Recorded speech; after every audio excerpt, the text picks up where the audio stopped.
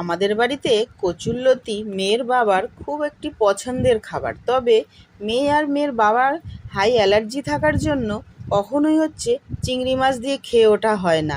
তবে আমি হাঁসের ডিম, মুরগির ডিম, তারপরে লোটে মাছ দিয়েও বানিয়ে থাকি। তা আজকে বানাবো রুই মাছের ডিম দিয়ে। প্রথমেই তো লতিগুলোকে পরিষ্কার করে নিয়েছি, তারপরে মাছের ডিমটাকে ভেজে তুলে নিয়েছি। সেই কড়াইতে আর একটু তেল দিয়ে কিছুটা রসুন থেতো করে দিয়েছি, আর প্রথমে একটু কালো জিরে ফোড়ন দিয়ে দিয়েছিলাম।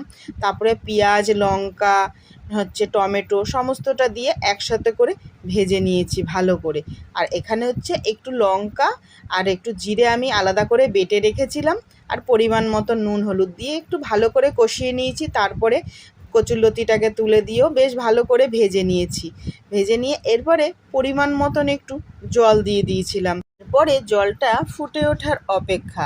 আর কচুরলতি আর মাছের ডিম আমি কিন্তু আজ প্রথমবারই রান্না করলাম।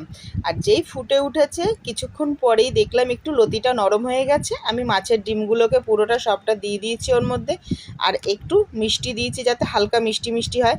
খেতে কিন্তু দুর্দান্ত স্বাদ হয়।